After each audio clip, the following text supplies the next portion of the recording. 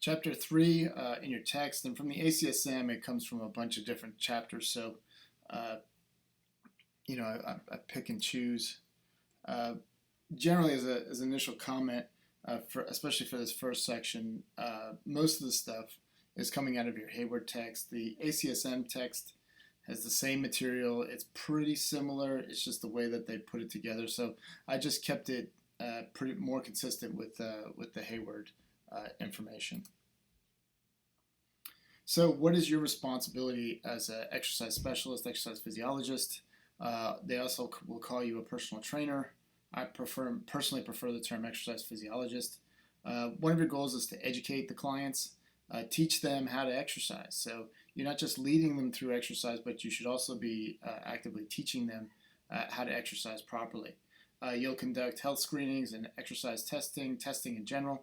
We went over that partially in the previous chapter. Obviously, you'll design exercise programs. You'll critique the client's or the patient's exercise performance. So how are they moving? What are they doing well? What are they not doing well? And you'll motivate the client. So you'll definitely be working with people. And if you don't like working with people, then this is probably not the job for you. Oops. No, come on. There we go. So physical fitness, it's a little different than physical activity and exercise. Physical fitness is the ability to perform occupational, recreational, and daily activities without undue fatigue. We'll go into the different components of fitness in a little bit, but you could look at fitness a lot of different ways. You could look at fitness a lot of different ways. So this breaks it down to the different components of fitness. This is from the ACSM text. It's actually from chapter 1. So you have the cardiorespiratory endurance.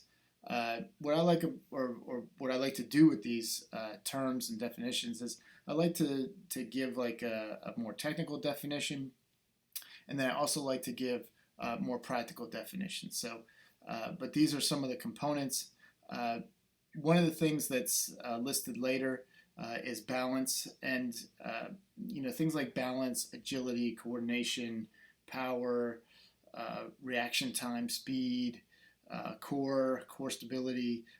We kind of lump them all together. And one thing that I will say as you go through developing exercise prescriptions and looking at these different components is looking at the overlap between various areas. So if you're looking at exercises, does this exercise work on just pure strength, or does it also have a core component, a balance component associated with it? So sometimes with the activities, you can double dip between various activities to cover various components. So sometimes you think you're not reaching your fitness goals, or you're not really completing the exercise recommendation, but in reality you are, and that will be a pretty big theme as we continue. So aerobic or cardiovascular fitness, they're used interchangeably. Ability of the heart, lungs, and blood vessels to supply oxygen to muscles in order to do work. That's the technical definition. I don't think people really understand what that definition is. So some of the more practical examples or definition: how well can you run or complete sustained activity like running, walking, cycling? Individuals with a high VO2, VO2 is the measure, the volume of oxygen you consume, typically in milliliters per kilogram per minute. But the individuals with high VO2s are the elite runners, cyclists, swimmers, etc. If you have a low VO2, it's associated with a higher risk of coronary artery disease as well as other chronic diseases. So it's not just, oh, you got a high VO2, that's great.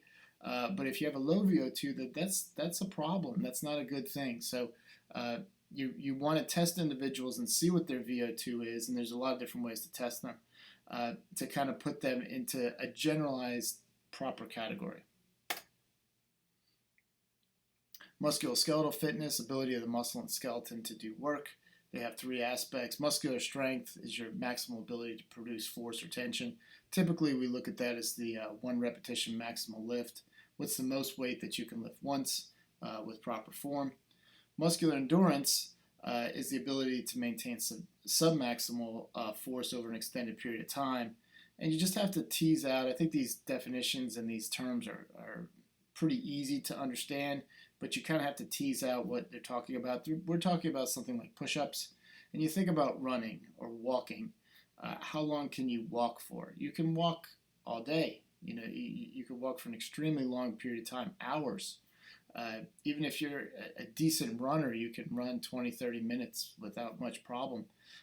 But how long can you do push-ups for? If you're great, or pull-ups, if you're great at push-ups or pull-ups, how long can you do it for? Maybe 2 minutes. So this is the type of thing that we're looking at. Is you're doing it's a submax effort because you're doing more than one repetition, but it's not something that can be sustained for a long period of time, like running or walking. So the bone strength, we deal with that less. I mean, you deal with it a little bit for osteoporosis. Body weight and body composition.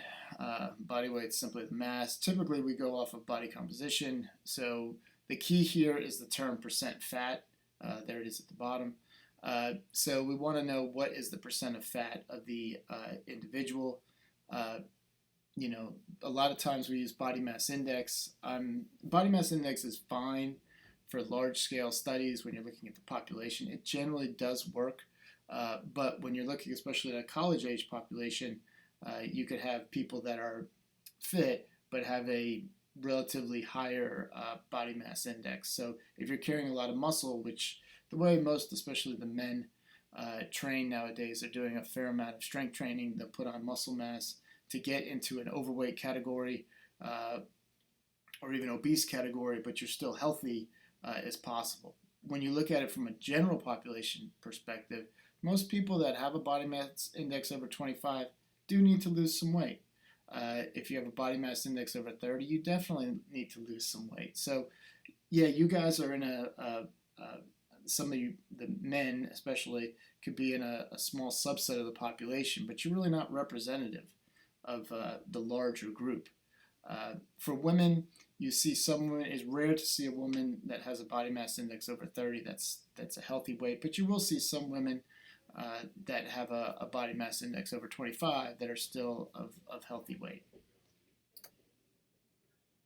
Flexibility, the key term here to remember for flexibility is range of motion. So it's the ability of the joints to move through the entire range of motion. We'll have separate sections on all of these later. So that could be limited by bony structures of the joint, the size and strength related to the musculature, ligaments, also fat. But really, just because you have a lot of muscle, you could still be very flexible and have a lot of muscle. So there's a guy on YouTube. He was on America's Got Talent.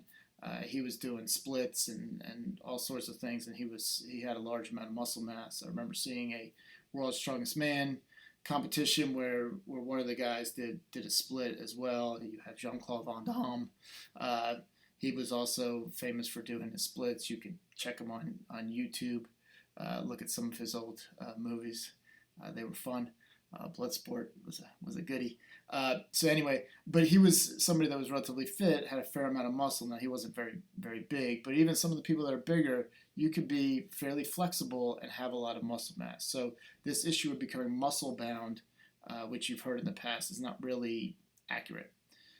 And then issues associated with connective tissue, and that's what we're going to see the most times, that the muscles and the ligaments are contracted, and they don't have enough ability they're just tight. So balance, core, neuromotor, I put these all together. A lot of times people will use them interchangeably. It's the ability to keep your center of gravity within a base of support. There's different ways that can happen. You can maintain a static position.